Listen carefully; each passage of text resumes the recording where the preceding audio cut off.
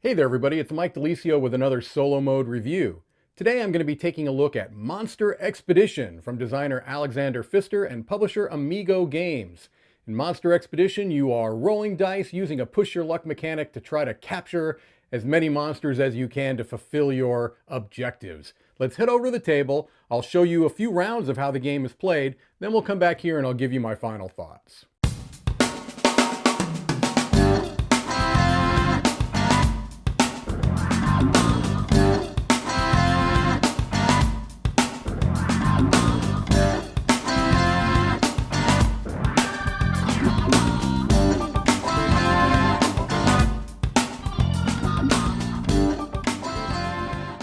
Okay, here we have a partial setup for the solo game of Monster Expedition in the first scenario, because the way that the solo game works, and this is a German rule book, I just want to point that out, the English version is not out yet. At the end of the rule book here, you've got the solo variant. It goes over the little difference in rules, and it has different scenarios. Now, I actually looked, of course, at the English rules on Board Game Geek, which are freely available there. But I'm showing you what would be the first expedition, so Expedition 1. And so what you do is you've got these starting monster cards, and there are 7 of them. You just flip them over into kind of like a hunting ground here.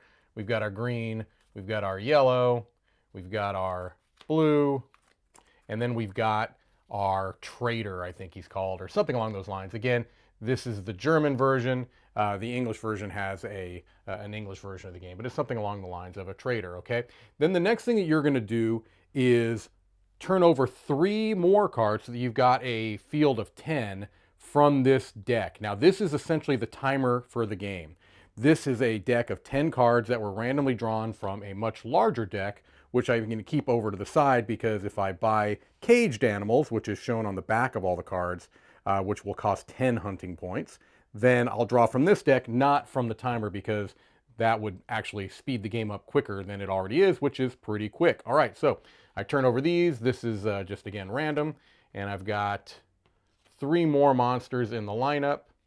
One that's a blue monster, one that's a yellow monster, and one that's a green monster. All right, and that's denoted here by the symbol that you can see there. All right, and those colors correspond to these 3 camps down here. You've got and there are thematic names for these. You've got the green camp, the yellow camp, and the blue camp. I'm going to keep it simple for the purposes of what we're doing here. So the first thing you're going to do on your turn, well, before I get to the first turn, what's the goal of this particular first expedition? The goal of this expedition, to have a victory condition, you have to have no more than 8 monsters in the lineup and 1 caged monster hunted to be successful before this deck runs out. All right, and so I'm just going to play through a turn or two, and that's, I think, going to give you the best idea of how this game plays. It's relatively simple in structure. It's primarily a push your luck dice rolling mechanic. So the first thing you're going to do is you're going to choose a target creature that you want to hunt. So let's say I wanted to hunt this creature here, which is in the green camp. So you kind of push forward which camp you're going to be going for here, all right? Then you look for, at the top of the card, what you see is the number of black dice you'll roll plus the green die for this particular camp, all right? So you're going to be rolling 2 black dice and 1 green die, all right? And what you're trying to do is reach that value in this case of 8, all right? Now, I don't have to go for that particular creature. Really, all I had to do was pick a camp. If once I pick this green camp, I could go for this creature, or that creature. I just was telling you that I'm kind of looking at that as my most viable first one because it has a hunting value of 8, which is relatively easy to meet. Of course, I say that, and it's very likely I won't meet it. So I get my dice pool. I get my 1 green hunting die and my 2 regular black hunting dice. And you can see the distribution of the die faces here. So the green die has 1, 2, 3, 6, 7, 8, whereas the black dice are all a standard D6. So what you do is you take your dice and you roll them, all right? Now, you pick one value shown and bank it, all right? In this case, I've got 4, 5, and 7. If these had both been 5s, I could take both of those 5s. If they had all been 5s, I could take all 3 of them. But in this case, what I'm going to do is I'm going to take that 7 because that's the second best value I can get on a green die. Also, the reason why I'm choosing that 7 is that if at any time you choose to re-roll and you roll a dice face that is already been banked, that gets lost. The highest value die in your bank gets lost. And I know that I can't roll 7s on these, so I'm okay here. So I roll this, I get a 6 and a 3, I keep that 6. Now, I could stop right here with my value of 13, and I could get this one, not quite that one. Now, if I roll this die again, my biggest concern is if I roll a 6, because if I roll a 6, then that goes away. And I'm still stuck with 7 there, all right? And I can't get any of them. But I'm going to take a risk, right? Because what is a push your luck game without taking a risk? Let's hope I don't roll a 6. And look at, it's making me suffer. All right, a 5. So 18 here, right? 6 and 5, 11, and 7 is 18. Now, at this point, that's fantastic for me because I could do a number of things. I could get both of those monsters. I could get that monster and a caged monster, all right, which is what I think I'm going to do. So let's say I get this creature and I get my caged creature right there. Turn 1. That's fantastic. Now, at this point, the other thing I do is I look at my banked dice and I see if they match any of the symbols in the middle of my camps here. You might see that this has a 3 in the middle, okay? This has a 1. This one has a 2 and a 10, okay? Now, in this case, I did not roll any of those. But if I had, let's say that this was a 3, what I then could do is upgrade this camp. And now the next time I choose to go to the green camp, I'm rolling 3 dice instead of 2. And then it can go again to 4. 4 again, and then finally to the other side where you've got 5, 5, 6, and 6. So you can see how these can upgrade to get you a whole lot of dice, all right? And so you basically are going to go through this structure. You're going to be adding cards to the setup there at the end of every turn and trying to get it to a point where you've got no more than 8 in this lineup and 1 caged creature before this deck runs out, okay? Now, that's just the first expedition. In the later expeditions, they get more and more complicated and more things that you have to do to be successful. They obviously get trickier. A couple of things quickly, I'm not giving you a full rules overview, but you'll see that many of these cards, actually all of them, have some type of symbology on the bottom. Many of them are going to give you extra dice. So in this case, you might see that you have this green, blue, and yellow symbol. So if you can get one of each of the types of creatures in your kind of tableau there, now on every hunt you go on, you're going to get an extra black dice, all right?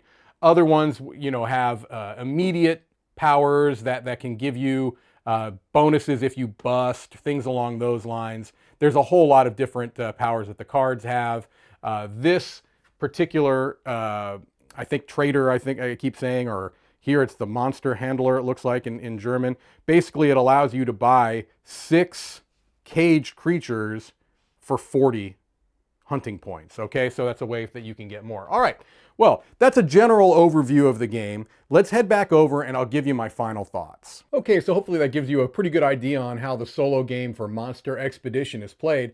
I do want to emphasize that some of the rules are different than in the multiplayer version of the game, and I didn't mention that as I was going through those examples. For the first example, you wouldn't draw back up. You wouldn't draw a card from the deck at the end of the phase in the multiplayer game like you do in the solo game. That's something that's specific to that, and that's because really that draw deck is a timer. In the multiplayer game, you only refill the area if someone gets a caged monster, and caged monsters work differently in the solo game, and there are some differences, but I didn't feel like it was necessary to go into all of those, but I did want to make a quick note. So the first thing I want to do is talk about some solo benchmarks. These are some things that I like to consider when talking about pros and cons for a solo game.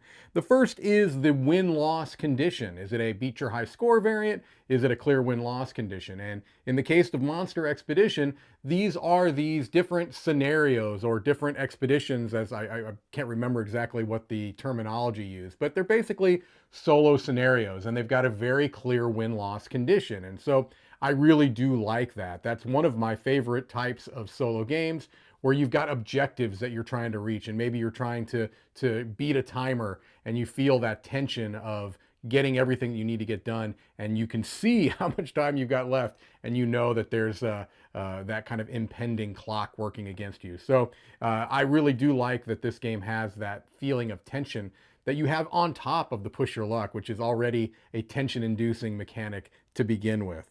Setup and teardown is another thing I like to discuss, and this has a lightning fast setup and teardown, minutes. You're up and playing the game. It's a small box, doesn't have a lot of components, doesn't take a lot of time to set it up, doesn't take a lot of time to put it away. That's a huge plus in my book.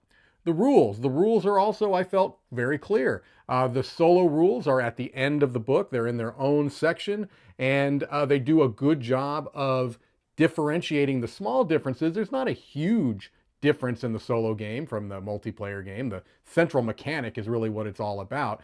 But they do a good job of clearly explaining what your objectives are to be able to get a successful completion of that particular scenario or expedition. So I felt like they did a good job with the rules.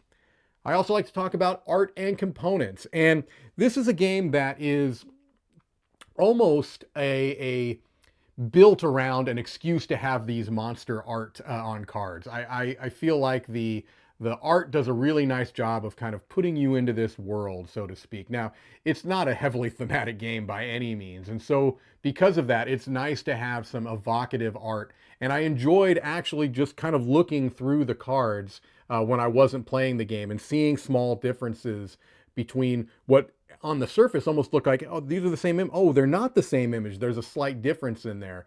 I like those little touches, little things like that. I thought it was a nice style of artwork. It's kind of almost evokes like maybe some of the classic magic monster art. That's just my opinion, but I did enjoy the art. I thought it was nice. One thing I did want to bring up was that the black bordered cards, that's not my favorite, and I already was starting to see a little bit of chipping around the edges. Now, this isn't a game where you necessarily are going to get any kind of hidden information on what's on the other side of a card, I would think. I mean, no, that's not an issue, other than I don't think it looks great aesthetically to have kind of the little white showing through on the black bordered cards when you do flip shuffling or things along those lines. I mean, I suppose if you never riffle shuffle, that might not be an issue, but just manipulating and moving the cards around, I think, can cause that issue. So I did want to mention that. There's nice etched dice, and you're going to be using those dice a lot, so it helps that they are clear, easy to read, and nice, hefty. They feel good in your hands. So for the overall solo experience, I want to state off the bat that I have been very fond, as a general rule, of the smaller boxed Alexander Pfister games. I don't know what it is, but I know his larger games get more of the attention, get more of the kind of press or buzz, so to speak. But to me, I've always found his small box games to be really satisfying. I love Port Royal. I love Oh My Goods. I like these kind of small games that are usually one mechanic, just very, very highly distilled, but such a nice job at that mechanic. In this case, you've got to push your luck mechanic, and it's not unique. I can't say that I've never played a game like this. I've never played a game with this particular type of a push your luck mechanic. It's similar to a lot of games, like Picamino is the first thing that kind of comes to mind, but it works well here. And I just feel like that the combination of that timer plus the different scenarios you're trying to go for, plus being able to utilize the powers that are on those monster cards, really just creates a satisfying, quick, small box solo gaming experience. And that's what I have to put this in the context of. For the market that it's in, it's not a heavy game. It's not a heavily strategic game. There's a tremendous amount of luck involved, especially, you know, you've got dice rolling. That's obviously going to be heavily luck dependent to begin with. And then you're also, in many cases, working with just a very small deck out of a larger deck of cards. And so depending on what's in, like just use that first example, that first scenario as an example, you've only got 10 cards. That could really affect the distribution of what comes out there. And so that is something you have to keep in mind, but it's such a quick, breezy game that I don't really mind that. This is a lightweight game, and it's not trying to be anything but that. So it's not going to have the strategic depth of something like Great Western Trail or Mombasa, but for what it's doing, I find it incredibly satisfying. I think it's a really good, quick, small box solo game. And for that reason, I'm going to be giving it an 8 out of 10 and my seal of approval. I really just find that Alexander Pfister hits a sweet spot with these small box games. So that's it for Monster Expedition. Thank you so much for watching, and have a great day.